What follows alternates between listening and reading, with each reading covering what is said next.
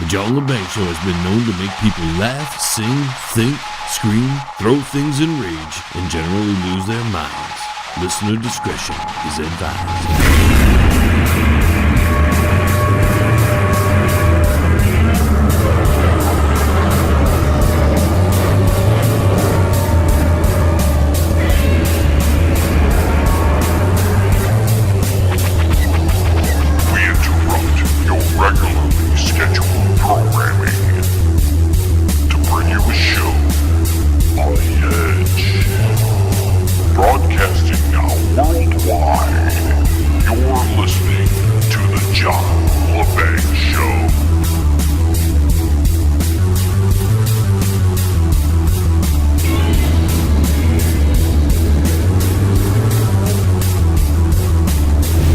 Good friend is joining us once again, Mr.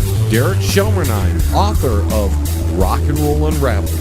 Derek, how's life treating you? It's very good at the moment, John. It's great to be back talking to you. And what a great topic this is, the Rolling Stones. Wow. Yeah, we've got a lot to discuss, so why don't we hit right into it? Okay.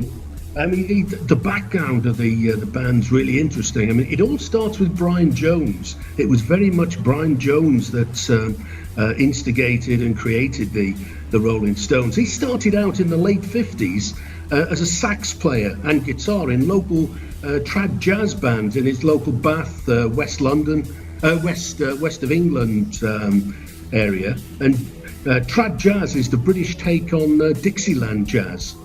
And he did famously play sax in a band called the Ramrods as well, which was more of a rock and roll band, because of course the sax was a big instrument in rock and roll. And in a completely parallel path, Mick and Keith had actually been to primary school together, the sort of 4 to 11-year-olds. And famously on the 17th of October 61, they met on Dartford Station. And there's actually now a plaque on Dartford Station commemorating the fact that they met, and the Rolling Stones sort of started from there, which isn't altogether true, but they certainly met on the station. They actually Mick and Keith formed a band called Little Boy Blue and the Blue Boys with their little mate Dick Taylor. And they did actually record a demo tape around the sort of end of 61, and I think that's floating around for anybody who really wants to get into the early Stones stuff. But I had a fabulous Facebook moment. Well, I did this posting about the fact that I said Brian Jones played with Paul Pond in a group called Thunder Odin and the Big Secret, which I think is one of life's great names. Paul Pond, of course, was the guy that changed his name to Paul Jones and was the lead singer of Manfred Mann. And I got a Facebook reply from him that said that Brian Jones never actually played in Thunder Odin. Never actually joined the band. Paul Jones invited him to, but he declined. So I thought that was it's quite nice to get a Facebook thing from Paul Jones of Manfred Mann. And it's showing that your book's getting out there and people are starting to catch on to what you're doing. That's a great thing. Oh, absolutely. And Charlie Watts is actually running yet another parallel course. He's with a band called Alexis Corners Blues Incorporated. Now, they are very, very revered British blues band. They're very much blues pioneers. I mean, he was going since the sort of mid-50s.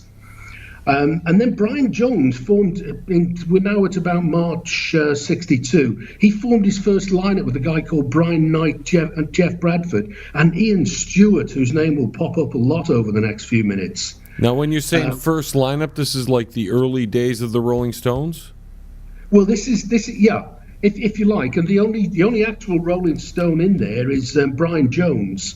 But you could say that Ian Stewart is very much a Rolling Stone as well, though a lot of people won't have actually heard of him, and we'll find out why as we sort of progress through the story. Now, Brian Jones was actually playing with Alexis Corners Blues Incorporated by the spring of 62, and he was calling himself Elmo Jones after Elmo James, which I thought was good. Yep.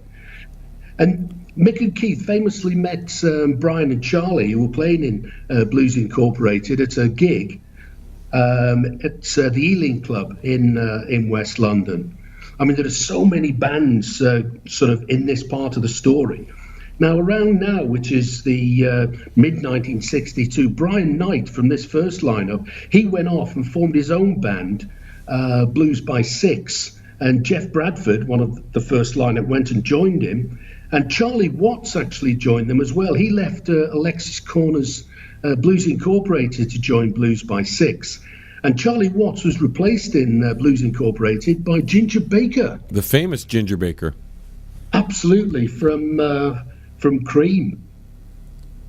And Mick Jagger, by now, he'd met them at the club. By the summer of '62, he was a regular lead singer with Alexis Corner's Blues Incorporated. And because Brian Knight, Jeff Bradford had moved on, Mick Jagger and Keith Richard and Dick Taylor from Little Boy Blue and the Blue Boys, they joined Ian Stewart and Brian Jones.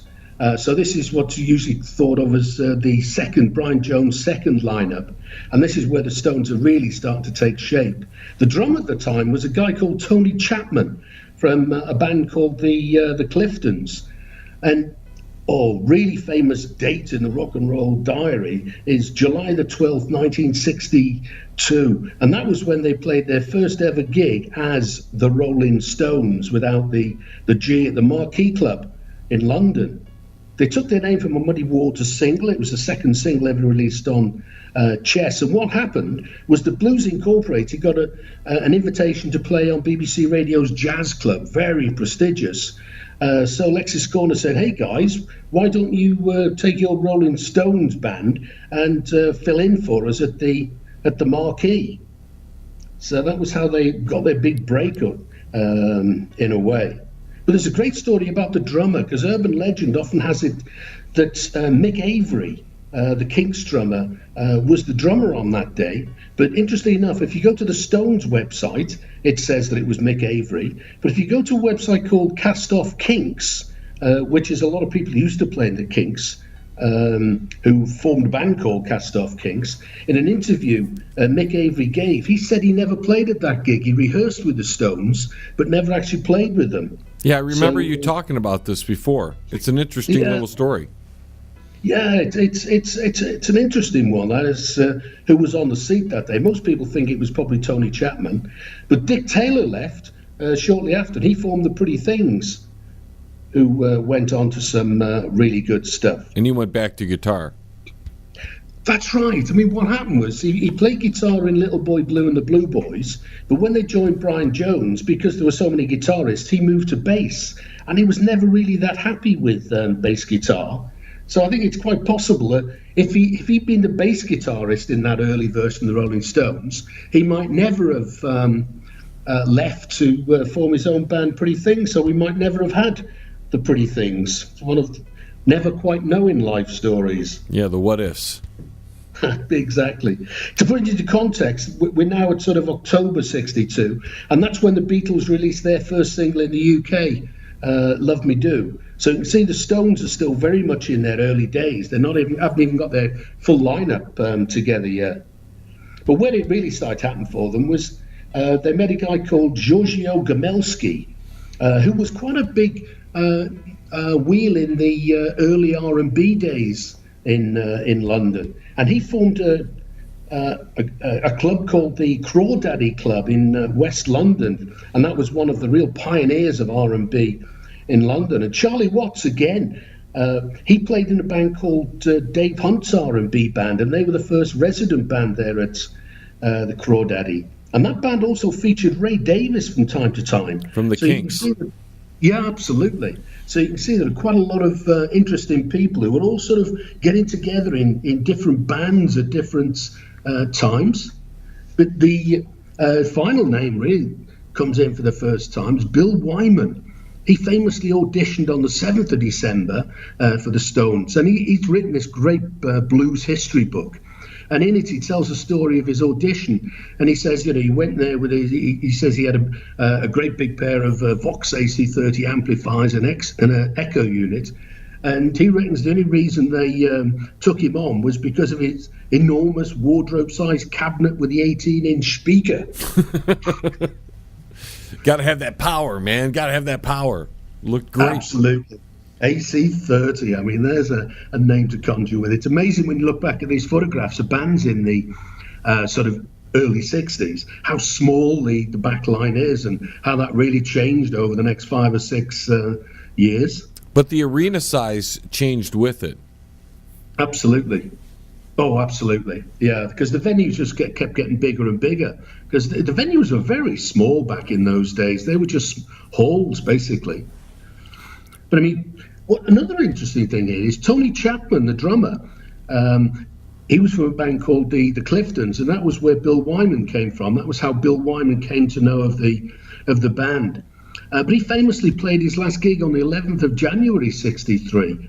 And that's when Charlie Watts joined. But it's interesting, he had the same sort of fate as Pete Best in the Beatles and Doug Sandon in The Who. You know, played with a band while they were getting it all together and just on the verge of becoming famous, and the poor old drummer gets kicked out.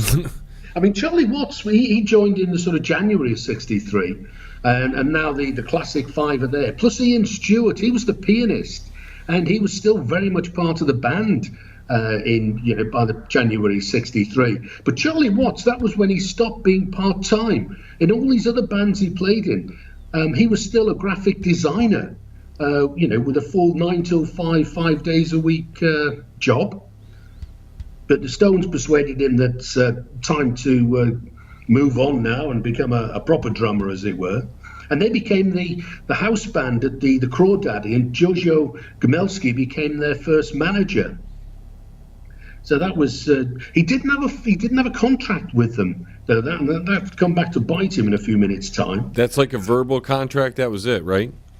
That was it. Yeah, there was no big formal contract, and that's really out of context with most of the rest of the story, where there's so many lawsuits flying around with the rest of their managers, like most of the rock and roll world.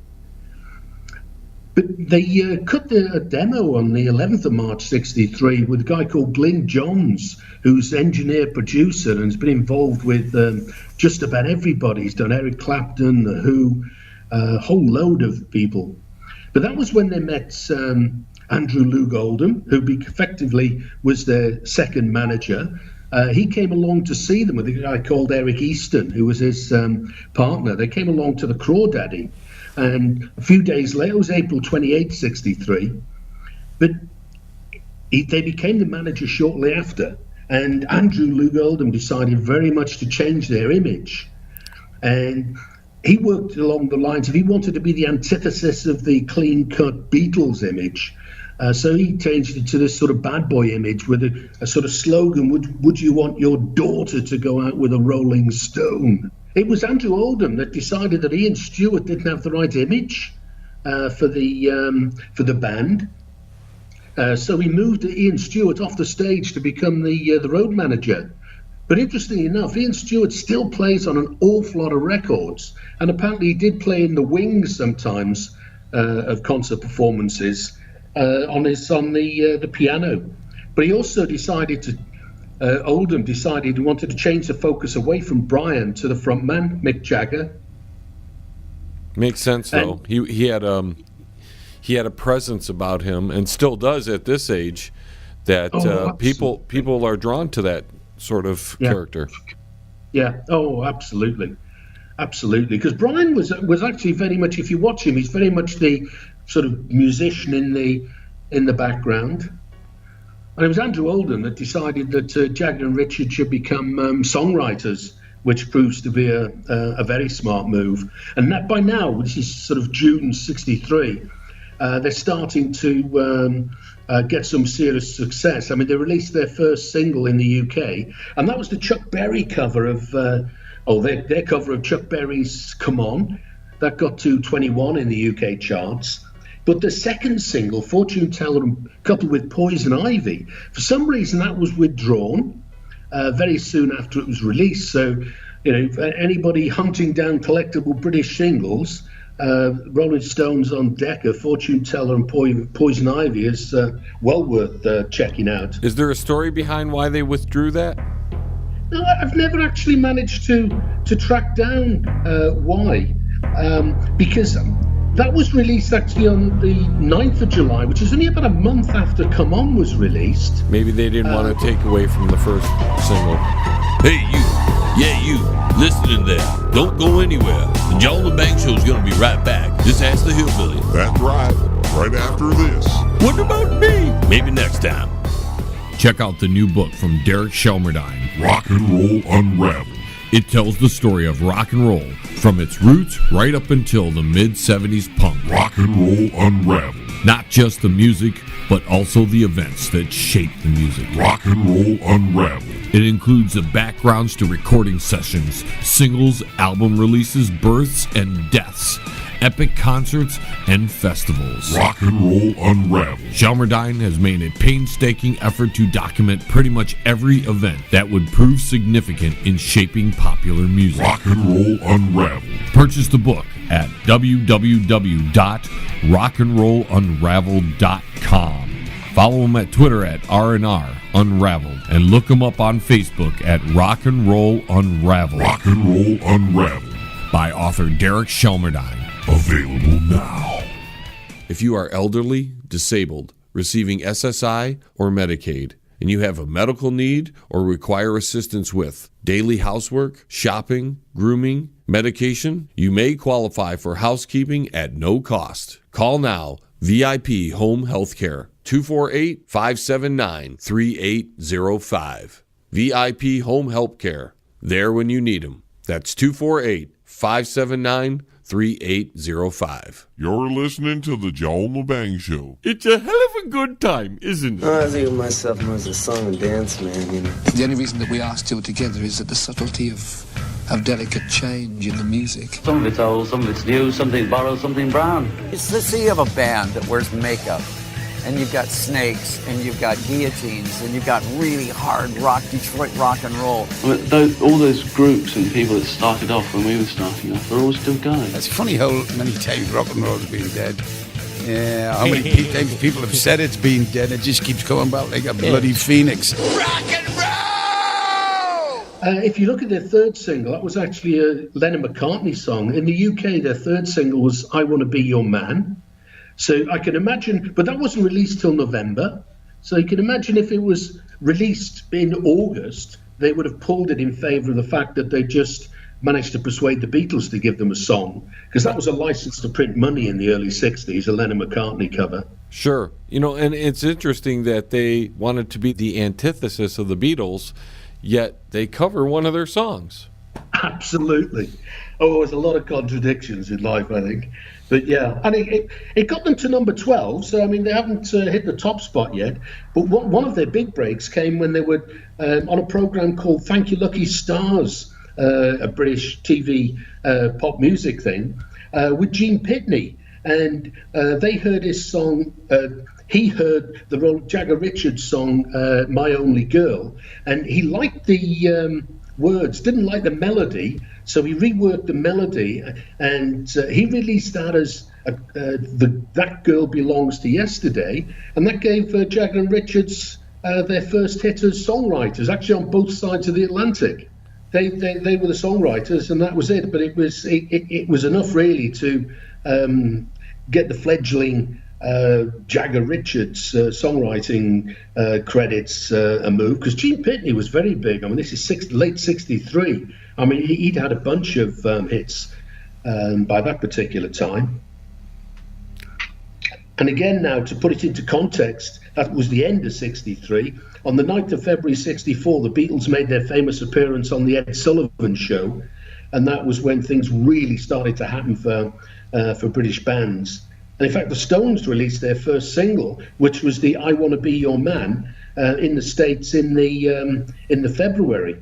But this is another interesting one because it was coupled with a B-side called "Stoned," which didn't prove too popular with various people. So it was withdrawn. It was released, but a copy of that was sold in 2016 for $9,000. And do we know how many copies were actually still available? I don't know. Yeah. Yeah, there wouldn't be a lot. but they do come up every now and again. I was reading a sort of train of a record collecting thing, and there was a discussion about this particular single, and it said, it does occasionally come up, and the last one that was on this particular thread was in 2016. But again, it's a good time to check out the attic for old vinyl 45s and LPs if they've been sitting up there for some years. Right, because you probably only paid, 45 cents to $1 back then for that 45? Oh, absolutely. That's a heck of a profit. Yeah, exactly. In fact, that's exactly what in the UK, singles at that time were 6 shillings and 4 pence in what the Brits called old money, which is about a third of a pound. And so that would probably have been a little bit less than a dollar at that particular time. So, yeah, absolutely. So a good investment, I think, that. Damn right. But that was re-released, I Want to Be Your Man, with the Buddy Holly cover of Not Fade Away. And that got the Stones to number 48 on the American charts. And that was only a month later they did that. That's right. Yeah, it was pulled very quickly because of the B-side. The whole idea. I think it was more of an issue in America than it was in the UK, though the BBC banned any kind of reference to drugs. But there was a lot of censorship going on right up until the middle end of the 60s. If the lyrics were even vaguely associated with sex or drugs, which is interesting to ponder on nowadays. But their first album in the UK came out in April of '64, and it was just called The Rolling Stones. It was mostly covers, but it included Tell Me, which was a Jagger Richard composition that actually was an early single in the States. But by '64, I mean, they're really motoring. They had their first tour in the June. That Tell Me single was released on the 12th of June, and that got them to number 24. So that was their first real hit. And then they had their first UK number 1 in the summer of '64, and that was still a cover. That was It's All Over Now. Which was a big thing back then. Everybody would cover everybody else. It's pretty normal, wasn't it? Oh, very much so. And particularly the British bands, they were all, because these are all covers of American R&B songs, basically, and blues songs. There wasn't an awful lot of songwriting going on. I mean, Billy Fury, one of the big British rock and roll stars, he wrote a lot of his own stuff. But by and large, certainly the bands at this time, they were all doing covers of American R&B songs. But I love this. The Christmas 1964, the Stones took out an ad in the New Musical Express, which was one of the big national music papers at the time. It's still going now. And this was the time when young men were starting to grow their hair long, and they took out an ad, and in the ad it shows a picture of them, and it says, "Happy Christmas to starving hairdressers and their families," which I thought was very, very generous of them.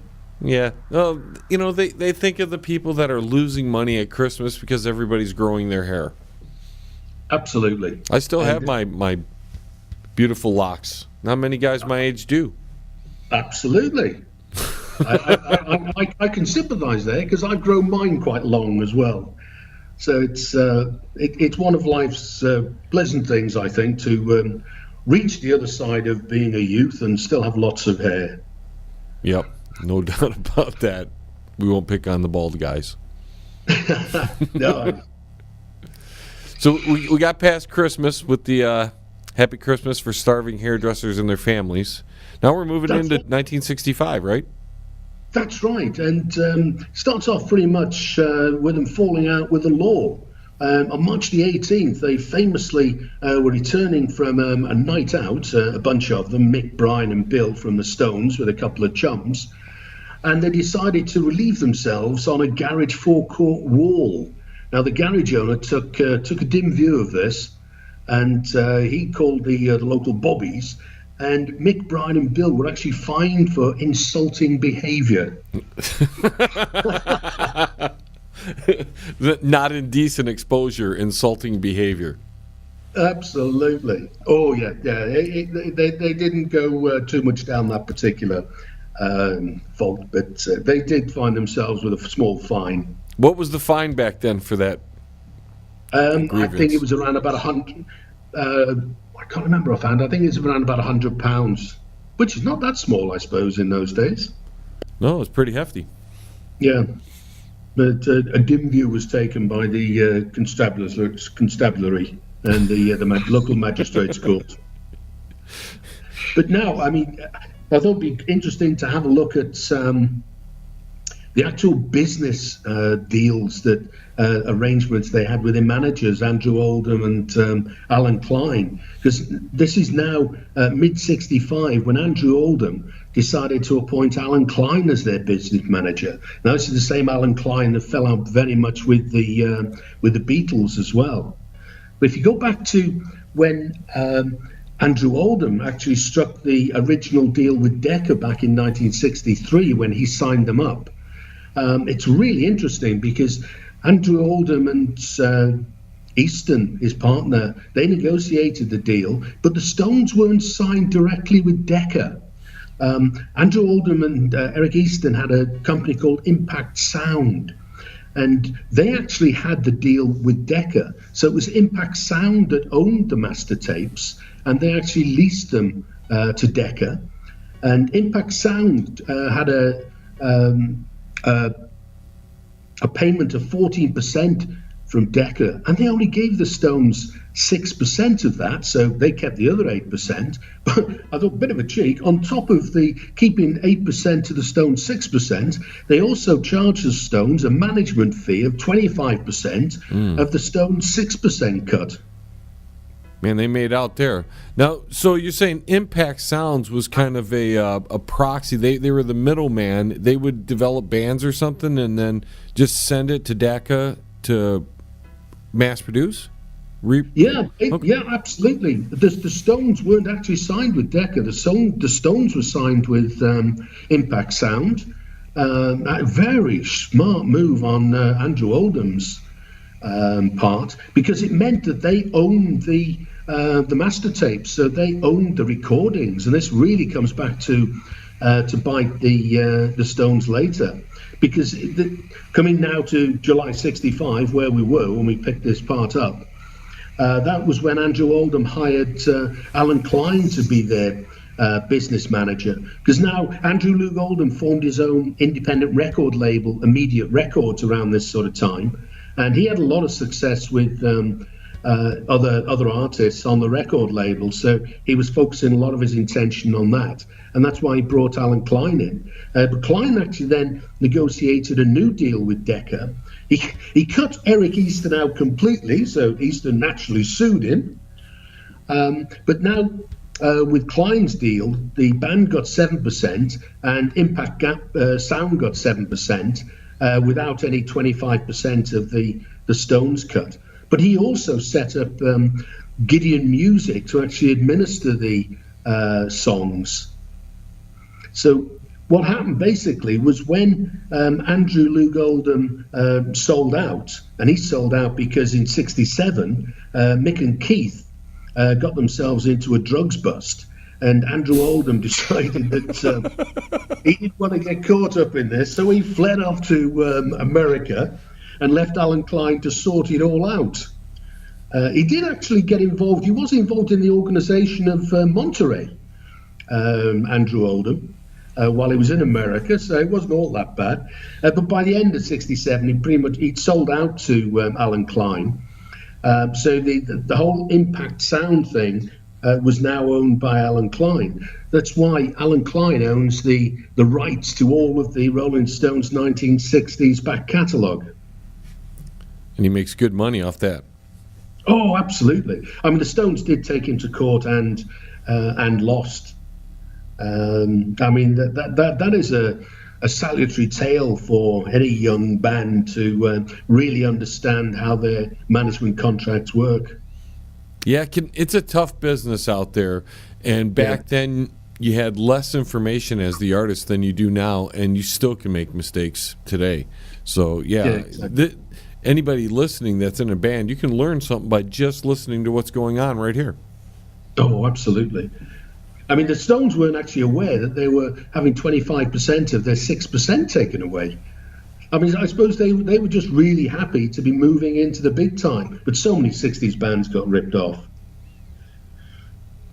But by the mid-65, that's when it really started to go for the Stones. I mean, Satisfaction, one of their absolute classics. They still perform now, often as our last song. That was the first US number one, and it was the fourth British number one. But they were still the bad boys of rock and roll, still in the middle of 65. They were playing a gig in Berlin, and Mick Jagger decided he'd goose step across the stage and literally caused a riot. He caused a riot by goose stepping? Yeah. Oh, yeah. Well, this is Berlin, so in the mid-60s. I mean, the armed forces were still very much in the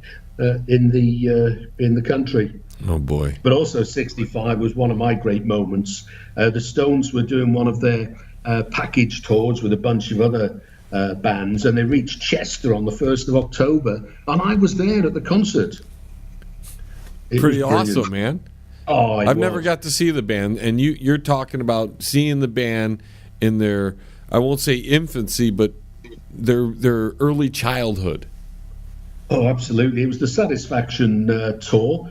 And the girls would, as soon as the Stones came on, everybody stood up, and every girl in the theatre, it'd be about 1,000-seater, 1,500 maybe seater. Essentially, a lot of the gigs at that time were these package tours, and they were in cinemas. And one day a week, they'd have live music, so they'd take the screen away, and the bands would perform. So there were great venues to see a band at. And I remember that as soon as it started, all the girls screamed through the entire 20-minute set. I mean, the earlier bands only played 15-minute sets. You had about 6 different bands on in the same evening. Absolutely incredible. Hey, you. Yeah, you. Listening there. Don't go anywhere. The John Lebang Show is going to be right back. Just ask the hillbilly. That's right. Right after this. What about me? Maybe next time. Pane in the Glass, commercial and residential window cleaning. For a beautiful sparkling shine that's crystal clear, call Pane in the Glass Window Cleaning. You can find them on Facebook at Pane in the Glass. Hey, man, it's at the bottom of the hour, man. Do you know where your kids are, man? Now, how long did it take them to move from band to band in between sets? Because today you get about 15 minutes and that's it. Yeah, it was very quick. I mean, they almost always used the same drum kit, and it would just be a case. And they were very much simpler backlines and setups. And they just moved very quickly from one act to the next, because the whole thing had started about 7 and finished at about 10. Oh, nice 3 hours of music there. Oh, it was brilliant. They were good fun. I saw some good bands in those days in that kind of environment. But it's really starting now to become the more mature band when you get to early 66, when they released Aftermath. And that was the first album with all Jagger and Richard compositions. And a bit like the Beatles, the albums being released in the States weren't necessarily the same as the albums being released in the UK. What you tended to have was more albums. Like with Beatles, you had more singles released in America than you did in the UK. But that particular album, Aftermath, was released within a couple of months of itself, either side of around April 66. And it was originally going to be called Could You Walk on Water? Oh, the album was. Yeah, when they first, when they were recording it, the working title was Could You Walk on Water? But they decided against that, possibly because of the religious connotations, and they settled on Aftermath. You'll be seeing Mick Jagger doing a goose step on water. Yeah, that'd be great. Well, exactly. I mean, you know, you've just got so many connotations going on. But interesting enough, within '66, mid-'66 now, the Stones did an American tour, finished in Hawaii, and they also did a UK tour. And what nobody realised at the time, that was the last tours with Brian Jones, for reasons that become apparent very quickly. And they hit more censorship problems in '67 on the Ed Sullivan Show. They were promoting their latest song, Let's Spend the Night Together, and the producers, the sensitivities, needed the song to have the lyric change so that Jagger sings, "Let's spend some time together." Right, they didn't go the way of the Doors. They actually did what they were asked. That's right, yeah. The Doors famously, a few months later, were doing Light My Fire, and Jim Morrison apparently agreed in the rehearsal and just sang the same lyrics anyway. But what's fun is that a week or so later, that was January the 15th, '67. On January the 22nd, '67, they appeared on the very prestigious UK Sunday Night at the London Palladium TV show. And that particular show, it had been on for years, and it climaxed with the stage itself had a rotating element, and famously all of the acts and the chorus girls would all get on, and they'd be on this rotating center stage, and everybody would wave to the audience. But I think to try and get some street cred back, the Stones refused to get on the rotating stage and give the traditional wave at the end of that particular show. And they took some heat for that, probably. Oh, they did a bit. I mean, the national papers took a fairly dim view of, the youth of today not fitting in with tradition, as it were. Those rotten kids and that rock and roll music. Exactly. But why the Brian Jones thing all came about was there were a couple of serious drug busts. Mick and Keith were done in the February of '67. And they were convicted, but was actually overturned on appeal. But in October '67, Brian Jones actually pleaded guilty to drugs charges, and that then gave them serious problems in terms of touring America, because a drugs bust made it very, very difficult to get the appropriate visas. How things have changed, Derek. Now you're extra popular if you get busted for drugs. Yeah, exactly. Yeah, but that was very much the beginning of the end of the Brian Jones years, basically. I mean, we've still got a couple of years when he's part of the band, but they don't do an awful lot. I mean, interestingly enough, in '67, they released the album Their Satanic Majesty's Request. Again, that was one of the ones on both sides of the Atlantic. And that was their first album to receive very mixed reviews. Well, just the title is going to turn some people off, especially of the times. Absolutely. But it was also their attempt at psychedelic music, and it didn't really work out. Though in the UK, the album was released with a great 3D sleeve that, again, is very collectible nowadays. That's another thing of the times, Derek. Those bands were willing to experiment outside of their normal genre. That's something we don't see these days. These bands are very cookie cutter to their own styles these days. So that was something that gave that era its own defining situation, its own defining moments there. That's right.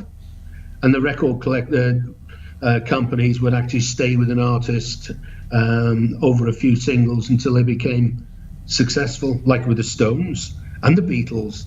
It took the Beatles 3 singles to get to number 1 in the UK, and it took the Stones several singles before they got to the number 1 spot as well. And what you're showing me here is they've got some more releases coming up as well. That was another thing. Bands release stuff on a regular basis back then, which now it's 5-6 years sometimes for an artist to put a new album out. That's right. Very much, an album would come out more or less every year, and singles until you get to the late 70s, when singles were very uncool.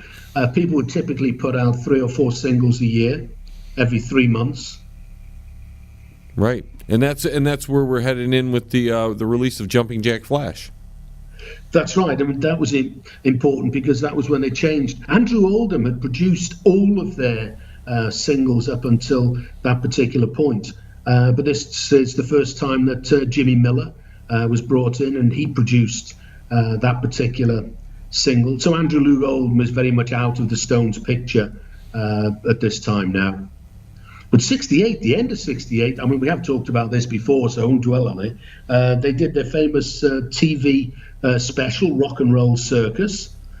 But it never went out at the time because Mick Jagger thought that the Who had very much outperformed them. So it didn't actually get seen by anybody until a DVD release in 1996. Now, that was John Lennon. He was with a bunch of really good artists, and he was doing some other thing in that, right? That's right. That was his first appearance outside of the Beatles. He called his band Dirty Mac, and that was Keith Richards on bass, Eric Clapton, and Mitch Mitchell from Jimi Hendrix on drums. And Lennon himself referred to himself when he introduced the band as Winston Leg Thigh, which is a great name. Yes. Great name. But it was also Brian Jones's last performance with the Stones, and it's also famous for Tony Iommi, who had a very, very short stay with Jethro Tull, because they were between guitarists. Mick Abrams had left after the first album. This was Jethro Tull, and Martin Barr hadn't quite joined, and he joined for the second album. And in between, Tony Iommi, who was in Earth at the time before they were called Black Sabbath, and David O'List from Nice. He had a short piece with them as well, but I'm not aware of any recordings that they made, because by the time they got to the second album, Martin Barr was the regular guitarist and was for a very long time to come. I always thought that the one little guitar line in Aqualung had at least a little flavor of Tony Iommi, that down, down, down, down, down, down. Yeah, oh, it's a great album. I have no idea if they borrowed it from him, if he helped write it or whatever, but I always thought that even without knowing that history, that sounded like Tony Iommi. Yeah, yeah. And then Brian was sacked shortly after all that, right? That's right. And the problem was, I mean, this is the sort of summer of '69 now. So see, they weren't really doing an awful lot. They couldn't get into America. They were moving away from the blues. He wanted to stay more with the blues, and he was sacked on June the 8th. And he wanted to join Lexis Corner, who, of course, he'd started life with, as it were. But Lexis Corner suggested that he should form his own band. But a few days later, July the 3rd, he actually died at his home in the swimming pool. The coroner actually recorded a verdict of misadventure, swimming under the influence of alcohol and drugs. But in 2009, there was a newspaper article in the UK to say, in a national newspaper, to say that the police had actually reopened the case, because there was always a lot of suspicion, conspiracy theories around the way he died. But it's a tragic progression he went through, pleading guilty of drugs, and then within a few years later, he was sacked. And then he dies. That's right. Yeah. It's really sad that it should have all ended like that. But that's, of course, then when Mick Taylor came to the fore, and Honky Tonk Woman, actually only released the day after, not deliberately timed like that, but happened to be that it was released on the 4th of July in the UK. And they famously played a free Hyde Park concert in London on the 5th. But interestingly enough, Honky Tonk Women's the last UK number one that the Stones have had, and they fared a bit better in America. Again, Honky Tonk Women was a hit, number one in '69, but then they had number ones with Brown Sugar in '71, Angie in '73, and Miss You in '78. And they're the last hits number ones they've had in America. Since. You're talking since. They haven't had one since. That's right. Yeah, there's not one listed on Billboard since Miss You in '78. Yet they still sell out shows, and they still are just fat. They're going on tour. Absolutely, and we will get to that. But that's right. I mean, the Stones are interesting because they haven't had much in the way of highly rated albums since about Exile on Main Street, or in the early '70s and the middle '70s. Although their last album they released, Back to the Roots, was absolutely awesome. But they carried on lawsuits. Talking to lawsuits, '69. They filed a suit against Andrew Oldham and Eric Easton because of the Decca deal. They finally decided that that wasn't all that good for them. And in '69, they kicked off at their American tour. And that was the first since that 1966 tour. And interestingly enough, they're supported by Tina Turner, but B.B. King and Chuck Berry. So the very people that had influenced them in the early days were now supporting them on major tours. No, that would have been a great tour to see. Oh, it would. And Terry Reid was one of the supporters as well. He was the guy that turned down the opportunity to be the lead singer for Led Zeppelin when Zeppelin was being put together. And he's like, oh, what did I do that for? Well, he must wonder occasionally, what if? I mean, there are some big what ifs in this life, and that's got to be one of them. Yeah, but Zeppelin wouldn't have gotten anywhere without Robert Plant. He was Zeppelin in pretty much every way. Absolutely. They're another one of these bands, like the Beatles and Stones and The Who, where the band itself is so much bigger than any of the individuals, and they just gelled absolutely, completely as a single unit. Hey, you listening there. Don't go anywhere. The John Lebang Show is going to be right back. Just ask the hillbilly. That's right after this. What about me? Maybe next time. Powerful, epic music by RocknRoll. Life-changing lyrics come in every style, empowering humanity to finally unlock the chains of bondage. Experience the edgy side of positive music and rock your world today. From Primal to Divine, available now at sassyalternativemusic.com. If you want to contact the John Lebang Show, feel free to send an email to jlebang@live.com. And if you're on Twitter, look him up at John Lebang. And don't forget to go to his Facebook page at The John Lebang Show.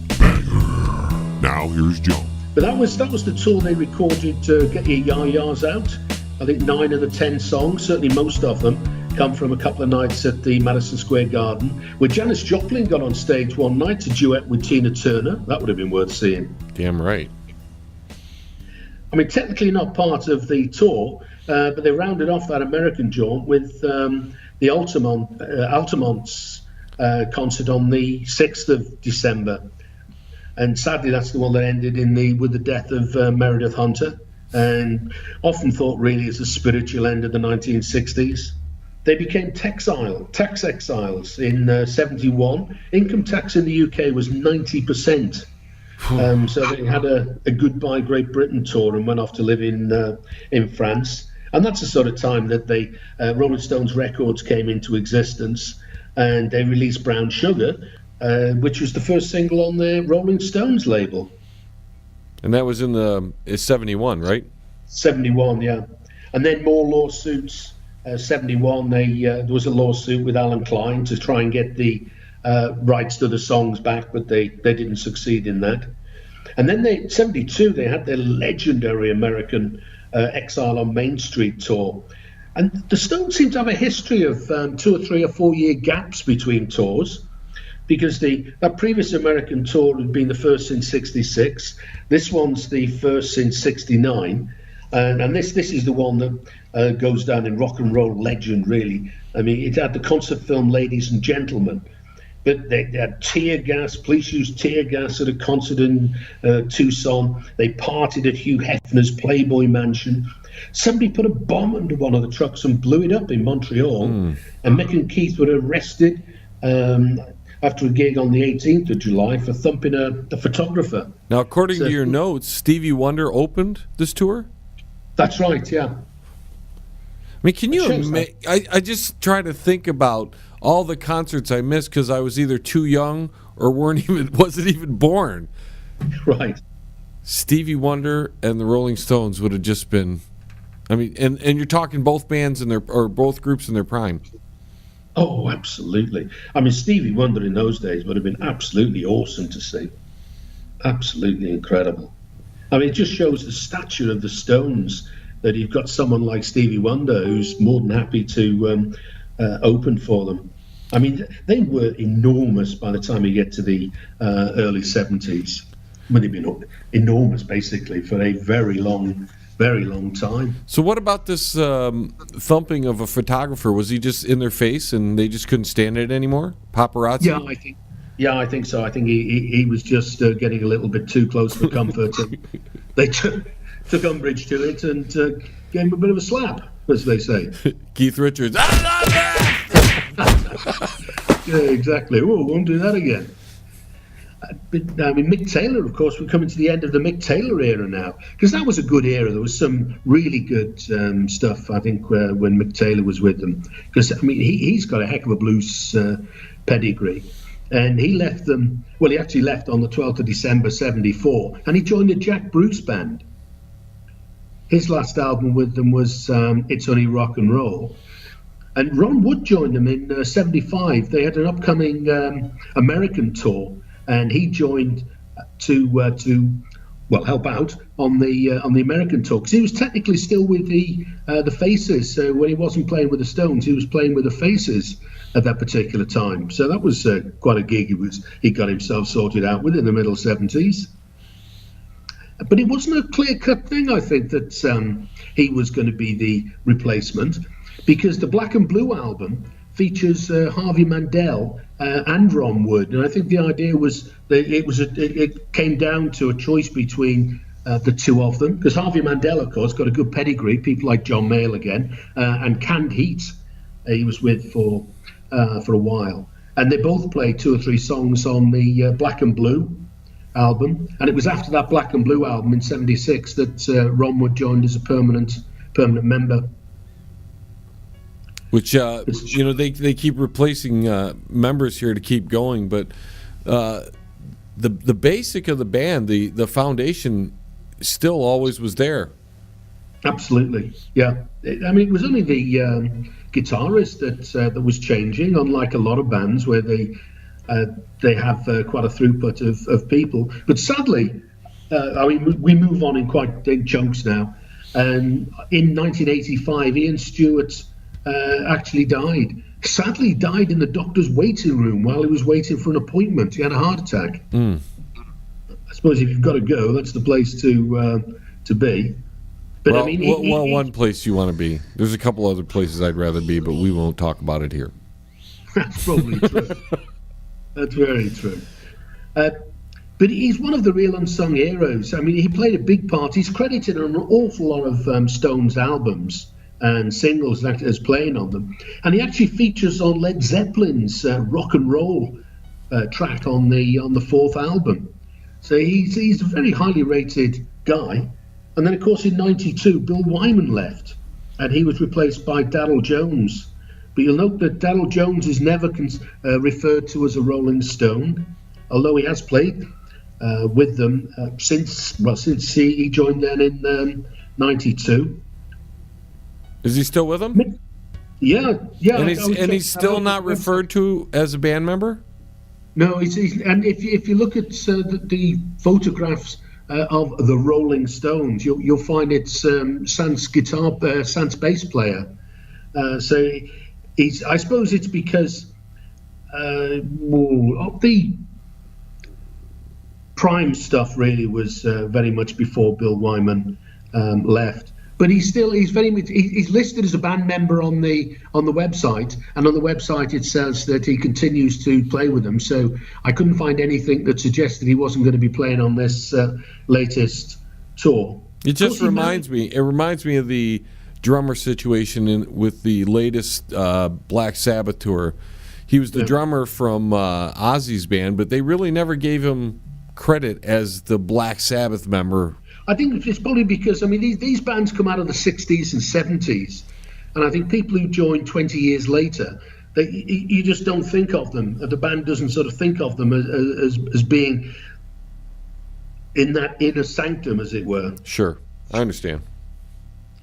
But interestingly enough, Bill Wyman and Mick Taylor joined the Stones on stage in 2012 at their 50th anniversary show at the O2 Arena on the 25th of November 2012. That would have been a good gig to be at. Now, that might have been one of the earliest internet broadcasts ever. That's right, in 94. It is rated to be the first live internet broadcast by a major band, and that was in Dallas when they were doing a Voodoo Lounge concert. But if anybody's ever wondered why Richard Ashcroft isn't credited as the writer of the Bittersweet Symphony on Urban Hymns, it's because they sampled.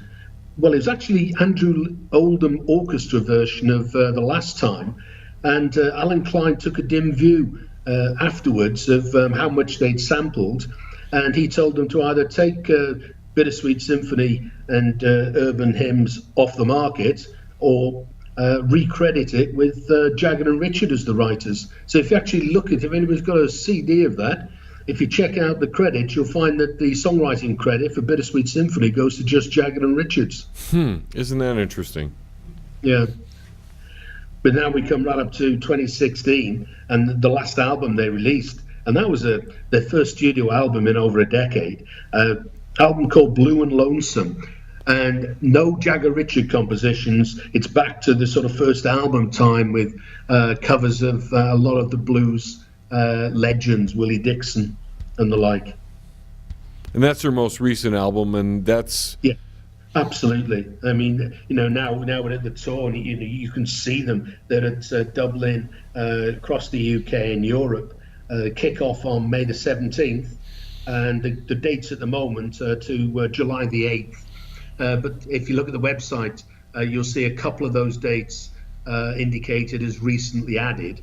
And they'll sell everywhere out, because everybody knows that. I mean, Jagger is 74 or 75, and he's still. I mean, and Keith Richards is what, 250, something like that. Yeah, I mean, he should have been dead years ago. But one embodiment of the rock and roll myth. I mean, the guy is awesome. And everything you told me tonight, Derek, and told the listeners, you can find everything except the tour dates from your book, right? Inside your book? That's right. Rock and Roll Unravelled tells a story of rock and roll from its roots right through to mid-70s punk. So virtually all of these stories today are taken straight out of the book. And the tour dates, of course, and information you can get on the website. So it's all there somewhere to be had in the wonderful world of Rock and Roll Unravelled. And your website is RocknRollUnravelled.com. That's right. And you're on Twitter and Facebook and all those other great places, right? Yeah, absolutely. Facebook is Rock and Roll at Rock and Roll Unravelled, and Twitter is RNR Unravelled. And there's lots of information about this and other things on there as well. Any final words before I let you go, Derek? Just one thing. If you happen to be in the UK, and particularly if you happen to be in the north of England, I'm doing a book signing in Leeds at a book and record fair on the 14th of April in Leeds at the Kirkgate Market. So that should be fun. Yeah, we'll be looking forward to seeing those pictures, because I just can't. I'll try to make it, but that's a long drive, and there's a big pond in the way. And, exactly. But I'm sure you'll be posting pictures and stuff. I mean, you are very active on the social media in general. Well, Derek, I thank you again for joining us this month. We'll see you again next month, and I'm sure you're going to have more interesting rock and roll history for us to just absorb. Oh, I've really enjoyed it. It's been really good fun. That was Derek Shelmerdine of Rock and Roll Unravelled. T-minus 10, 9, 8, 7, 6, 5, 4, 3, 2, 1. We have liftoff. Tune in again next week. Same time, same space, same station. Resistance